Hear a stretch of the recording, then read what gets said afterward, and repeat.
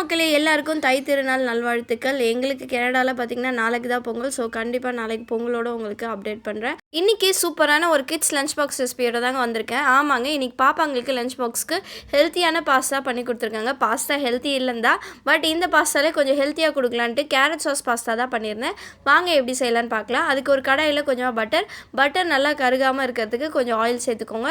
Butter melt ஆகிட்டு ஆயிலும் heat ஆனதும் இப்போ நம்ம கட் பண்ணி வச்சுருக்க வெங்காயத்தை சேர்த்துப்போம். அது கூட பார்த்திங்கன்னா நான் 5லேருந்து 6 முந்திரி பருப்பு சேர்த்துருக்கேன். இது வந்து ஆப்ஷனல் தான்.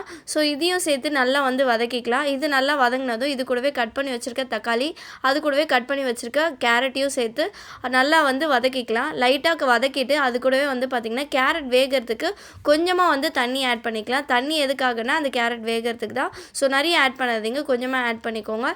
தண்ணி ஆட் பண்ணிவிட்டு நல்லா வந்து தட்டு போட்டு ஒரு 10 நிமிஷம் மூடி வச்சுருங்க. 10 நிமிஷம் கழித்து நம்ம ஓப்பன் பண்ணி பார்த்தோன்னா நம்மளுக்கு கேரட் எல்லாமே பார்த்திங்கன்னா சூப்பராக வெந்து இப்போ நம்ம அது அடுப்பை ஆஃப் பண்ணி அது ஒரு மிக்ஸி ஜாரில் போட்டு நல்லா அரைச்சி ஒரு பேஸ்ட்டாக எடுத்து ஒரு சைடு வச்சுப்போம். இப்போது அதே கடாயில் பார்த்திங்கன்னா கொஞ்சமாக பட்டர் சேர்த்து கொஞ்சமாக ஆயில் சேர்த்துக்கோங்க. இப்போது பட்டர் நல்லா மெல்ட் ஆனதும் இப்போ நம்ம அரைச்சி வச்சுருக்க அந்த கேரட் சாஸை வந்து இப்போ இது கூட ஆட் பண்ணிக்கலாம். இது கூடவே இந்த சாஸ்க்கு ஏற்ற உப்பு ஆட் பண்ணிக்கோங்க. ஸோ தேவையான உப்பு சேர்த்துட்டு இப்போ நல்லா வந்து கலந்து விட்டுடலாம். இப்போ இந்த சாஸ்க்கு தேவையான சீசனிங் ஆட் பண்ணிக்கலாம். உங்ககிட்ட என்னெல்லாம் சீசனிங் இருக்கோ நீங்கள் ஆட் பண்ணிக்கோங்க.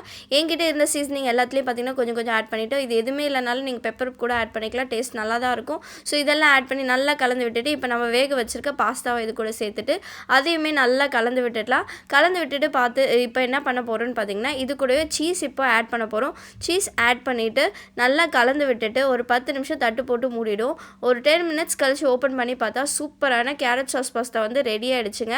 இது பாப்பாங்களுக்கு லஞ்ச் பாக்ஸ்க்கு பேக் பண்ணி கொடுங்க. லஞ்ச் பாக்ஸ் கண்டிப்பாக வந்து காலியாக தான் வரும். நாங்கள் இங்கே கனடா வந்து இது எங்களோட 2வது வருஷம் பொங்கல் செலிப்ரேஷன் இங்கே கனடாவில் செலிப்ரேட் பண்ணிகிட்ருக்கோம். பட் யூடியூப் ஸ்டார்ட் பண்ணி இதுதான் எங்களோட ஃபஸ்ட்டு பொங்கல். ஸோ எங்களுக்கு ரொம்பவே ஸ்பெஷலுங்க.